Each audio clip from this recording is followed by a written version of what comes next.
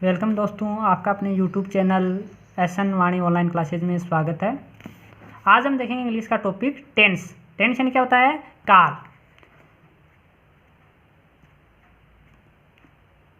Tense किसे कहते हैं सबसे पहले ये जानते हैं। देखो, टेंस है वो टाइम एंड वर्क दोनों का मिश्रित रूप है। बोलने को तो कई इसको टेंस को टाइम भी बोलते हैं, लेकिन सही नहीं है। कैसे? जैसे he is going to Sikar next month, वह अगले महीने सीकर जा रहा है। तो अब इसमें जो कार्य कर रहा है वो कब कर रहा है? वो ध्यान देना, वो सीकर जाने का कार्य कर रहा है, लेकिन कब कर रहा है? अगले महीने। यानी टाइम है उसमें क्या दिखा रहा है? फ्यूचर का बता रहा है, फ्यूचर की प्लानिंग है वो बता रहा है, भविष्य की प्लानिंग बता रहा है। तो इसमें ये क्या है? ये ग्रामेटिकल दृष्टि से अगर हम इसे देखें, व्याकरणिक दृष्टि से हम अगर देखें, तो ये कौन सा टेंस है? प्रेजेंट कंटिन्यूस टेंस है। ओके, तो इसमें टाइम एंड वर्क दोनों ही क्या होते हैं? महत्वपूर्ण होते हैं। अब इसमें देखो, सबसे पहला जो पार्ट है, देखो टेंस है वो 3 प्रकार के होते हैं। 3 पार्ट है टेंस के। वो ये जो पार्ट हैं ये किसके आधार पर बताए हैं? ये हैं टाइम के अकॉर्डिंग। ये 3 जो पार्ट हैं ये हैं टाइम के अकॉर्डिंग। कौन कौन से? ध्यान देना, प्रेजेंट टेंस यानी वर्तमान काल, यानी रमेश विद्यालय जाता है। इसका एक उदाहरण दिया है मैंने, रमेश विद्यालय जाता है। इसमें रमेश विद्यालय जाने का कार्य किस समय में कर रहा है? वर्तमान समय में कर रहा है। Ramesh goes to school. दूसरा उदाहरण दिया मैंने, रोहन फुटबॉल खेलता है। रोहन फुटबॉल खेलता है, रोहन प्लेज फुटबॉल। अब इसमें रोहन फुटबॉल खेलने का कार्य भी कब कर रहा है? वर्तमान समय में, यानी प्रेजेंट टाइम में वो कर रहा है। तो दोनों कौन से हुए? वर्तमान काल के उदाहरण हुए। दूसरा हम टेंस लेते हैं पास्ट टेंस।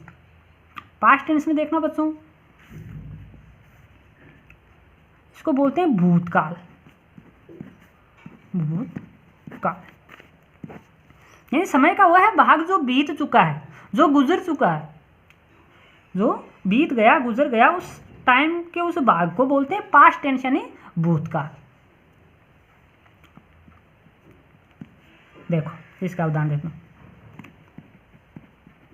रमेश विद्यालय गया। रमेश विद्यालय गया, इसे क्या लिखेंगे? Ramesh went to school. इसी प्रकार रोहन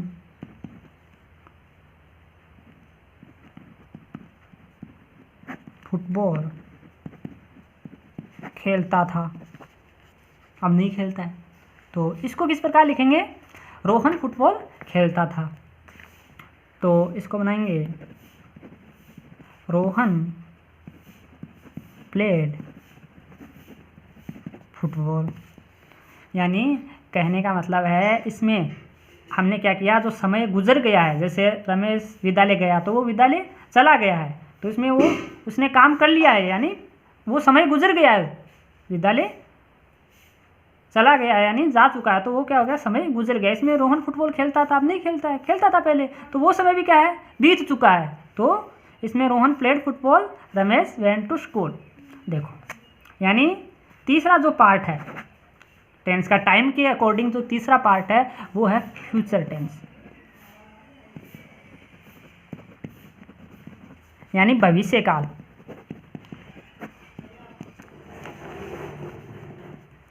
भविष्य नाम तो सुना है। भविष्य यानी आपका आने वाला समय। अपने घर वाले कहते हैं कि पढ़ ले बेटा, भविष्य सुधर जाएगा, तो वो आने वाले समय की बात करते हैं। तो ध्यान देना, इसमें जो घटना होती है वो आने वाले समय में घटित होती है, यानी वो समय जो आगे आएगा उसमें घटित होने की संभावना होगी। जैसे रमेश विद्यालय जाएगा, रमेश विद्यालय जाएगा, यानी रमेश विद्यालय जाएगा, तो Ramesh will go to school. इसी प्रकार रोहन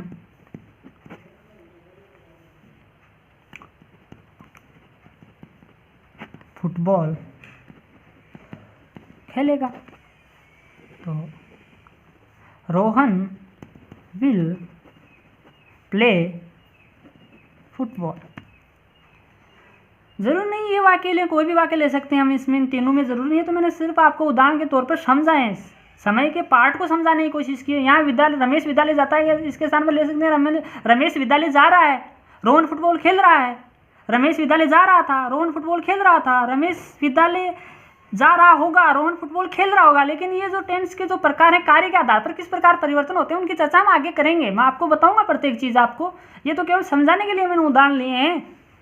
और ज़रूरी नहीं यहाँ रोहन ही ले, रमेश ही ले, कुछ राधा लेटर लिख रही होगी, राधा पत्र लिख रही होगी, राधा पत्र लिख रही थी, राधा पत्र लिख रही है, कुछ भी। ये समय को अकॉर्डिंग आपको समझना क्या है, जहाँ है ये देखना थोड़ा सा। है कहने का मतलब है, यानी है मतलब प्रेजेंट में है, ओके। और जहाँ गा गेगी आते हैं, यानी वो क्या होगा आपका भविष्य में। थोड़ा सा ध्यान रखना। और तो मैं आपको प्रत्येक चीज़ समझाऊंगा, कोई दिक्कत नहीं। कहीं भी अगर आपको समझ में नहीं आता इसके बावजूद भी, तो आप मेरे को कमेंट करके पूछ सकते हैं, कोई दिक्कत नहीं है, ओके। आगे चलते हैं। देखो ये भी बात हुई है केवल टाइम के अकॉर्डिंग। किसके अकॉर्डिंग? टाइम के अकॉर्डिंग। अब हम बात करेंगे वर्क के अकॉर्डिंग, यानी टाइम के आधार पर। इसके 3 रूप मैंने बता दिए हैं। अब हम बात करेंगे वर्क के आधार पर, कार्य के आधार पर। कार्य के आधार पर देखो इसके कितने रूप होते हैं। पहला इंडेफिनिट,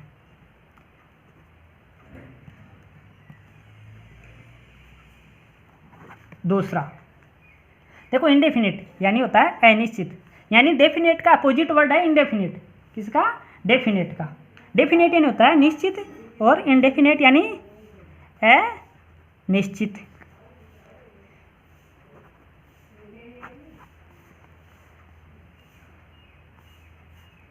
दूसरा है कंटिन्यूस,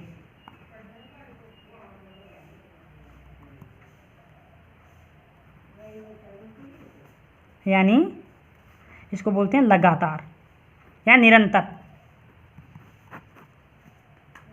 या निरंतर। तीसरा है परफेक्ट। परफेक्ट यानी होता है पूर्ण। और चौथा है परफेक्ट, परफेक्ट कंटिन्यू,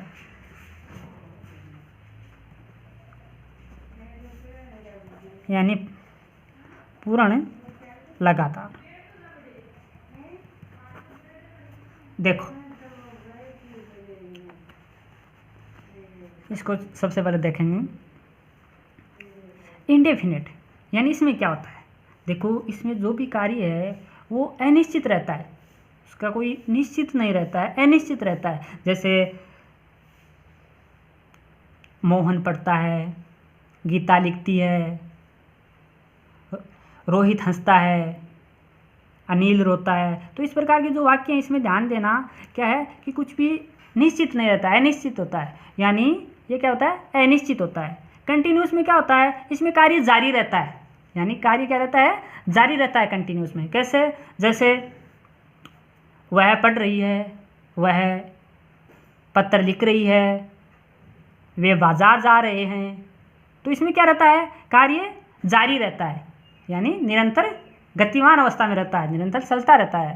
तो इसीलिए इसे बोलते हैं कंटिन्यू का अर्थ ही होता है कंटिन्यू यानी जारी रखना। तो कंटिन्यूस यानी लगातार या निरंतर। परफेक्ट का अर्थ है पूर्ण, यानी पूरा। बोलते हैं परफेक्ट, ये चीज़ परफेक्ट है ना। तो परफेक्ट का अर्थ पूर्ण, मतलब इसमें काम क्या हो चुका होता है? पूरा हो चुका था। जैसे वह पत्र लिख चुका है, वह पुस्तक पढ़ चुकी है, वे खेल चुके हैं। तो इसमें क्या कार्य? पूरा, पूर्ण हो जाता। और अगला है परफेक्ट कंटिन्यूस। देखो ये 2 चीज़ों से बना है, परफेक्ट से और कंटिन्यूस। कंटिन्यूस का अर्थ लगातार, परफेक्ट का पूर्ण, पूर्ण लगातार। तो इसको थोड़ा सा समझने की आवश्यकता है। इसमें क्या होता है कि इसमें 2 चीज़ें आपको ध्यान देनी होगी। एक तो जिसमें क्या होता है, एक चीज़ तो पूर्ण अवस्था में होती है और दूसरी जारी रहती है। कैसे? इसमें पूर्ण क्या रहता है, जारी क्या रहती है, इसमें थोड़ी सी मैं चर्चा कर लेता हूँ। इसमें मान लो इसमें एक समय की अवधि दी जाती है, यानी समय को इसमें बताया जाता है। जैसे वह 2 साल से शहर में रह रही है, वह 2 साल से शहर में रह रही है। तो वह कितने साल से रह रही है? 2 साल से। यानी 2 साल से रह रही है, तो इसमें हमें ये तो मालूम है कि कितने साल से रह रही है, 2 साल से, मतलब एक काम तो अपना क्या हो रहा है, पूरा हो रहा है, लेकिन दूसरा वो अभी भी रह रही है, यानी क्या है, जारी है। तो इसलिए इसे क्या बोला जाता है, पूर्ण लगातार, यानी एक तरफ का भाग पूरा लेकिन दूसरा जारी दिखाया जाता है, इसलिए इसे परफेक्ट कंटिन्यूस बोला जाता है। अब बात करते हैं इन दोनों के सम्मिलित रूप से, यानी टाइम एंड वर्क। क्या होता है, ध्यान देना थोड़ा सा। देखो क्या होता है, प्रत्येक मान लो ये है आपका प्रेजेंट टेंस, प्रेजेंट, तो इस प्रेजेंट के क्या होंगे, ये चारों भाग होंगे। प्रेजेंट इंडेफिनिट, क्या लिखेंगे, प्रेजेंट इंडेफिनिट, क्योंकि चारों भाग होंगे इसके, तो इंडेफिनिट भी आएगा इसमें।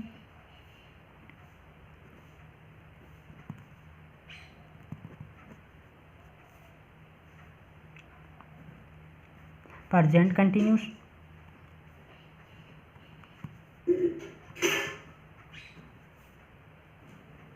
प्रेजेंट परफेक्ट और प्रेजेंट परफेक्ट कंटिन्यूस,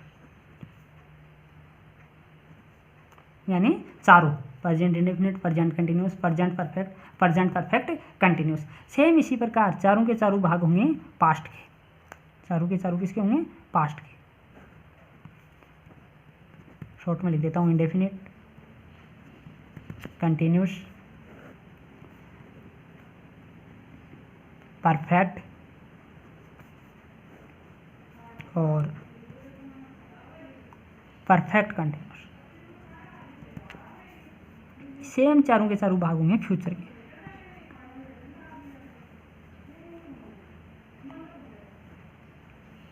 फ्यूचर में भी चारों भाग होंगे,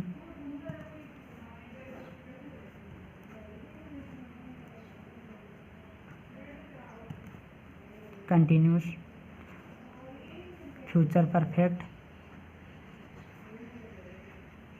और फ्यूचर परफेक्ट कंटिन्यूस, यानी 4 4 और 4, तीनों के 4 4 भाग हुए। तो आप ही गिन लो टोटल कितने टेंस हो गए, present indefinite, present continuous, present perfect continuous, past indefinite, past continuous, past perfect continuous, future indefinite, future continuous, future perfect continuous, यानी टोटल कितने टेंस हो गए, 12 टेंस। कितने हो गए, 12, 12 है। कितने हो गए, 12 है। ओके, टोटल 12 हो गए। अब देखो, अब इनकी हम एक एक की चर्चा करेंगे, प्रत्येक की। सबसे पहले प्रेजेंट इंडेफिनिट की, तो टोटल की एक एक की चर्चा करेंगे और उनकी चर्चा हम अगले वीडियो में करेंगे। इतना ध्यानपूर्वक समझने के लिए धन्यवाद। अब